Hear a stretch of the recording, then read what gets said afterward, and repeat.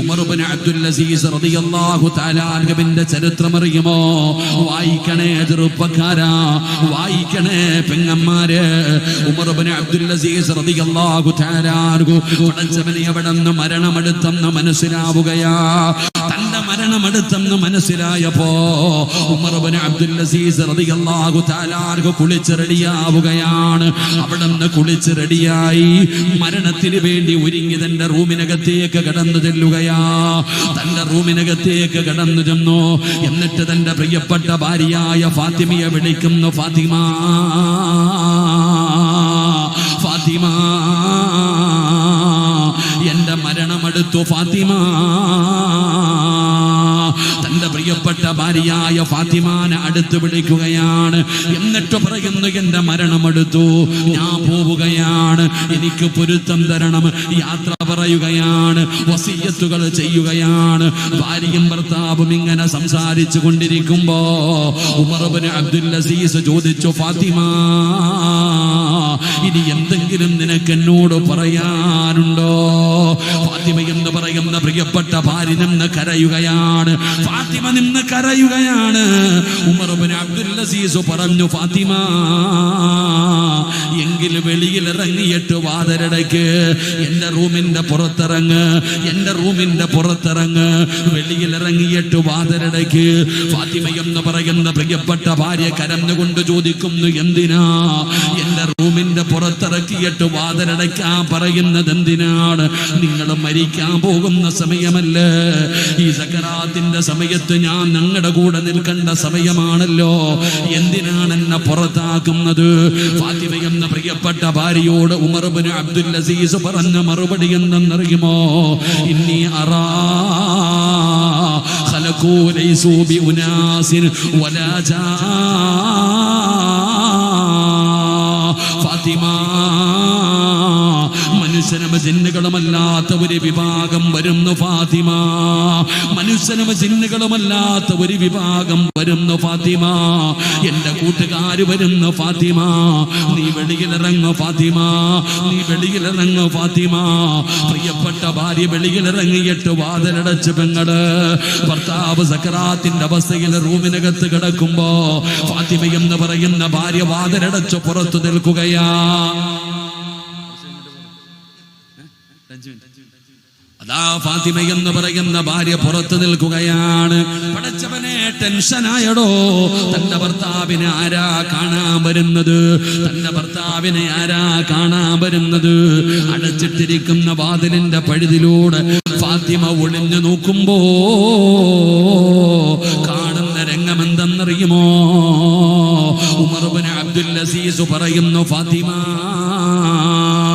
ഫാത്തിമ എവിടെന്ന് വാതിലിന്റെ പഴുതിലൂടെ ഒളിഞ്ഞു നോക്കുമ്പോ ഉമർ ഇബ്നു അബ്ദുൽ അസീസ് പറയുന്ന മറുപടി എന്തെന്നറിയുമോ?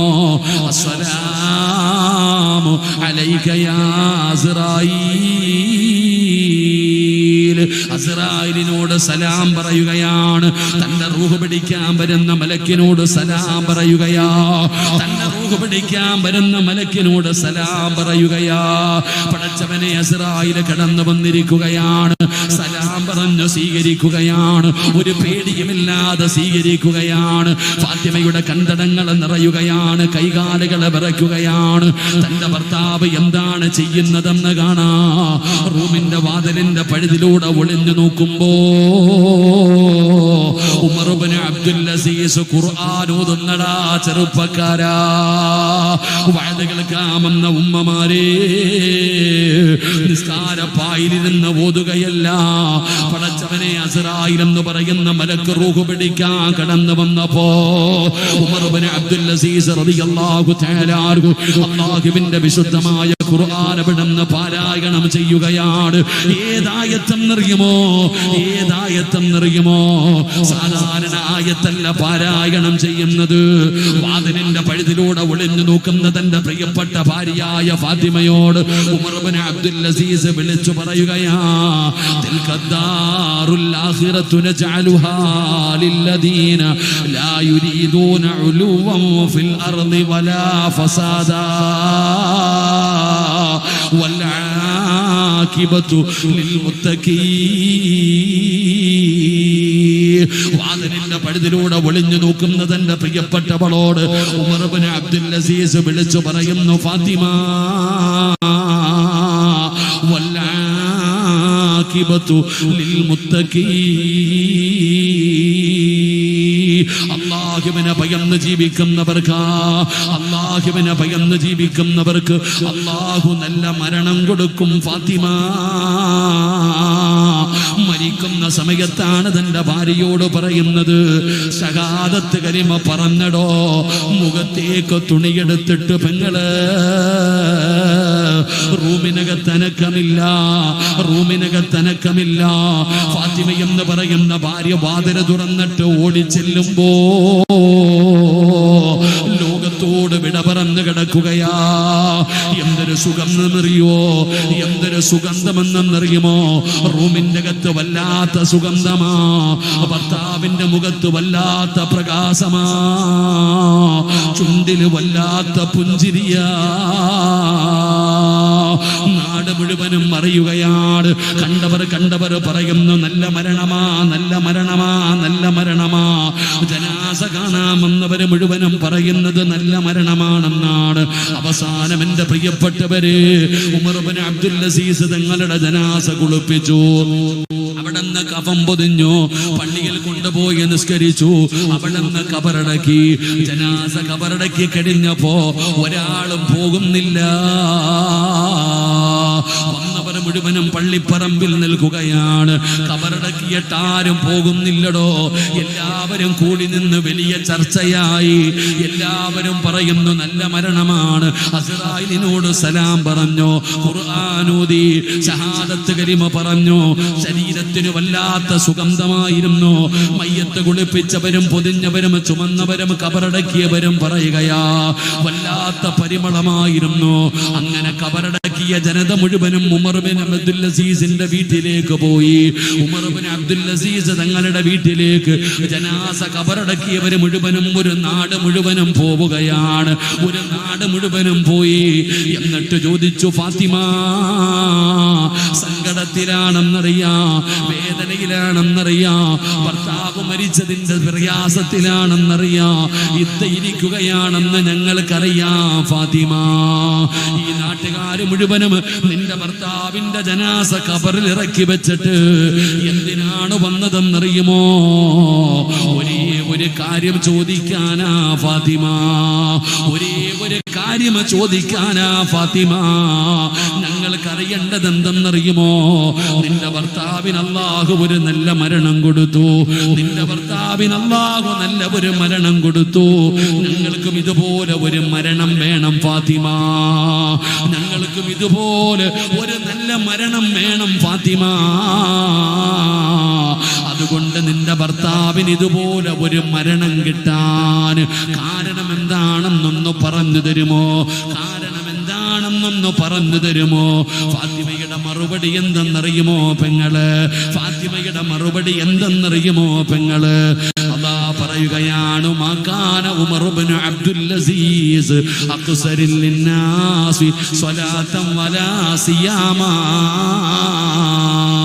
എന്റെ ഭർത്താവ് ജനങ്ങളിൽ ഏറ്റവും കൂടുതൽ നിസ്കരിക്കുന്ന മനുഷ്യനായിരുന്നു, ഏറ്റവും കൂടുതൽ നോമ്പെടുത്ത മനുഷ്യനായിരുന്നു, ഏറ്റവും കൂടുതൽ നന്മ ചെയ്ത മനുഷ്യനായിരുന്നു. എന്നൊന്നും ഞാൻ പറയൂല. പക്ഷേ എന്റെ ഭർത്താവിന് അല്ലാഹു നല്ല ഒരു മരണം കൊടുക്കാൻ ഒരേ ഒരു കാരണമേ ഉള്ളൂ. ആ കാരണം എന്തെന്നറിയുമോ? ലാകിൻ വല്ലാഹി മാ റഅയ്തു അഹദൻ അഖ്വഫ ലില്ലാഹ്. ഈ ലോകത്തിന്റെ അധിപനായ അല്ലാഹുവിനെ കൊണ്ട് തന്നെയാണ് സത്യം, എന്റെ ഭർത്താവിനെ പോലെ അല്ലാഹനെ പേടിച്ച് ജീവിക്കുന്ന വേറെ ഒരാളെ ഞാൻ കണ്ടിട്ടില്ല. എന്റെ ഭർത്താവിനെ പോലെ അല്ലാഹുവിനെ പേടിച്ച് ജീവിക്കുന്ന വേറെ ഒരാളെ എന്റെ ജീവിതത്തിൽ കണ്ടിട്ടില്ല. കാരണം എന്റെ ഭർത്താവിന് അല്ലാഹനെ വല്ലാത്ത പേടിയാ. അല്ല എന്ന് പറഞ്ഞാ കരയുമായിരുന്നു. അല്ല അല്ലാഹ് എന്ന് പറഞ്ഞാൽ ഉമർ ഇബ്നു അബ്ദുൽ അസീസ് കരയുമായിരുന്നു. ഒരിക്കൽ ഭാര്യയും ഭർത്താവും കൂടെ മണിയറയ്ക്കകത്തിരുന്നിട്ട് പരസ്പരം ഭാര്യയും ഭർത്താവും സംസാരിക്കുകയാ. അങ്ങനെ സംസാരിച്ചു കൊണ്ടിരുന്നപ്പോ ഉമർ ഇബ്നു അബ്ദുൽ അസീസ് തന്റെ ഭാര്യയോട് സംസാരിക്കുമ്പോ എന്തോ പറയുമ്പോ ഭാര്യ പറഞ്ഞു അല്ലാഹ്, ഭാര്യ പറഞ്ഞു അല്ലാഹ്. അല്ലാഹുടെ പേര് പറയുമ്പോ റുബമാ യദ്കുറുല്ലാഹ ഫിൽ ലൈൽ യദ്കുറുല്ലാഹ് സുമ്മ യബ്കീ ഹത്താ യുസ്ബിഹ. അല്ലാഹ് എന്നു പറഞ്ഞപ്പോ എന്റെ ഭർത്താവ് കരയാൻ തുടങ്ങി. വെളുപ്പാങ്കാലം വരെ ഇരുന്നു കരഞ്ഞു. എന്റെ ഭർത്താവ് സുബഹി വരെ നരകം പറഞ്ഞപ്പോഴല്ല, മരണം പറഞ്ഞപ്പോഴല്ല, അല്ലാഹ് എന്നൊന്ന് പറഞ്ഞപ്പോ വെളുപ്പാങ്കാലം വരെ എന്റെ ഭർത്താവിരുന്ന് കരഞ്ഞെന്ന് പറയുമ്പോ പെങ്ങളെ, ഇതാണ് അള്ളയും പറഞ്ഞത്, അല്ലദീന ഇദാ ദുകിറല്ലാഹ് വജിലത് ഖുലൂബുഹും വഇദാ തുലിയത് അലൈഹിം ആയാതുഹു സാദതുഹും ഈമാനാ വഅലാ റബ്ബിഹിം യതവക്കലൂൻ. ഈ ചരിത്രം ഞാൻ പറഞ്ഞത് രണ്ട് കാര്യം പറയാനാണ്. ഒന്ന്, ഉമർ ഇബ്നു അബ്ദുൽ അസീസ് ആരുടെ മകനാ? ഈ ഉമർ ഇബ്നു അബ്ദുൽ അസീസ് റളിയല്ലാഹു തആല അൻഹു മരിക്കുന്ന സമയം അസ്റായിലിനോട് സലാം പറഞ്ഞ് തന്റെ ഭാര്യയോട് ഖുർആനിലെ ആയത്തോതിയിട്ട് അള്ളാഹുവിനെ ഭയന്ന് ജീവിക്കുന്നവർക്കാണ് അള്ളാഹു നല്ല മരണം കൊടുക്കുന്നതെന്ന് വിളിച്ചു